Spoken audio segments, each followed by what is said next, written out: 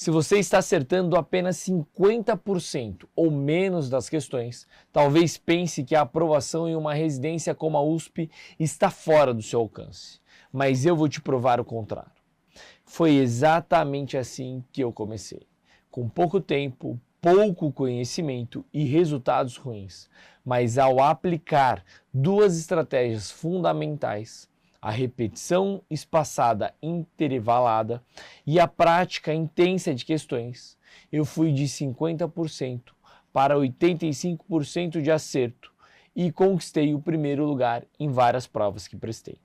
Nesse vídeo eu vou te mostrar o passo a passo como você pode aplicar essas técnicas e transformar seus resultados. Eu precisava passar em uma especialidade extremamente concorrida, mas no início a minha taxa de acerto era menor do que 50%. Cada simulado era uma decepção. Eu não sabia como e o que revisar, acumulava muito conteúdo e não evoluía. Foi quando percebi que a chave não era estudar mais, mas estudar de forma mais inteligente. E foi aí que entrei no mundo da repetição espaçada e da prática intensa de questões. A repetição espaçada é uma técnica baseada na ciência da curva do esquecimento, descoberta por Ebbinghaus. O conceito é simples. O cérebro esquece informações rapidamente se você não houver revisões periódicas. Como é que funciona? O passo a passo é da seguinte forma. A primeira revisão deve acontecer no mesmo dia que você estudar. Então, a segunda revisão apenas após 3 dias do estudo inicial. A terceira revisão após 7 dias. A quarta, 14 dias depois. E aí as revisões se tornam mensais, podendo ser através de resumo ou flashcard. Por exemplo, você estudou hoje trauma, ATLS e traumatismo crânioencefálico, e quer criar uma forma de memorizar quais são as indicações de tomografia no TCE leve, já que cai muito nas provas de residência e é uma tabela chata de ser decorada. Você vai criar um flashcard escrito na frente, indicação de TC no TCE leve. E no verso a tabela inteira. Então, escala de coma de Glasgow menor do que 15 após 2 horas do trauma, fratura de crânio aberta com ou sem afundamento, com sinais de fratura de base de crânio, 3 ou mais episódios de vômito, paciente com mais de 65 anos, perda da consciência por mais de 5 minutos, amnésia retrógrada por mais de 30 minutos do trauma, mecanismo perigoso e assim por diante. Mas eu quero que vocês deixem em negrito 2 pontos principais. Quais são eles? Aí vai 3 ou mais episódios de vômitos e esquecimento por mais de 5 minutos. Esses são pontos que costumam cair mais na prova de residência e vocês não devem esquecer.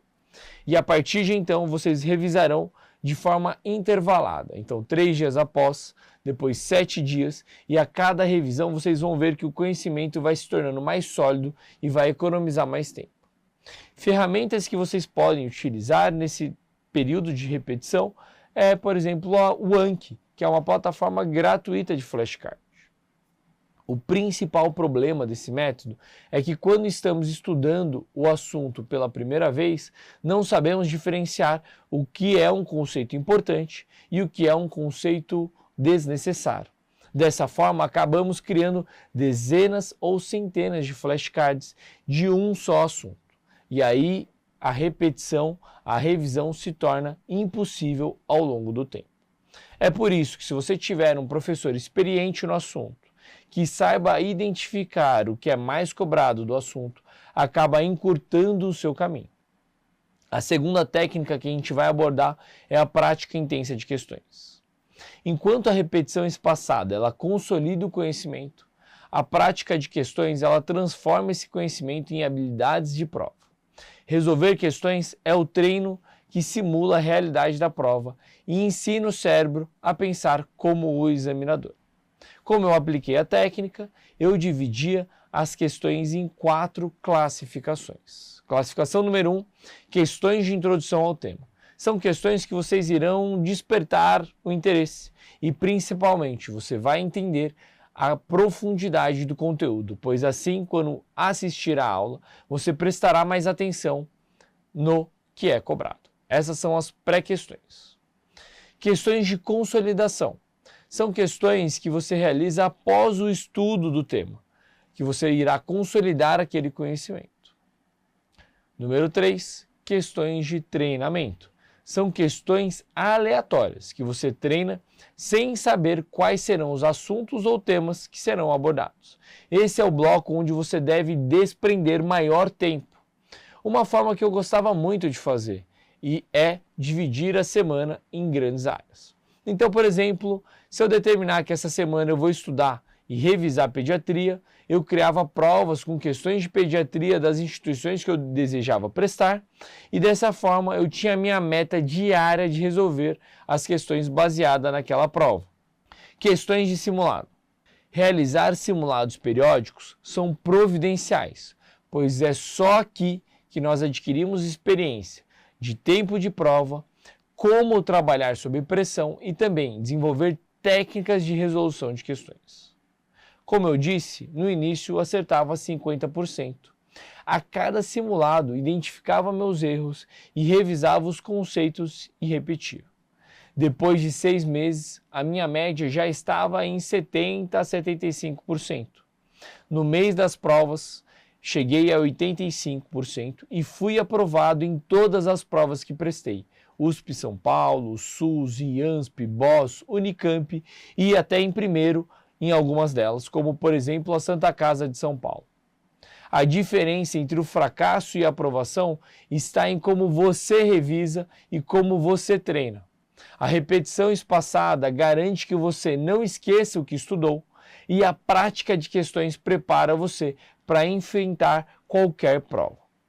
Se eu conseguir sair de menos de 50% para 85% e conquistar primeiro lugar em uma das provas mais concorridas do Brasil, você também pode. Nos próximos vídeos vou destrinchar cada uma dessas estratégias ainda mais detalhada e te mostrar exemplos práticos para aplicar na sua rotina.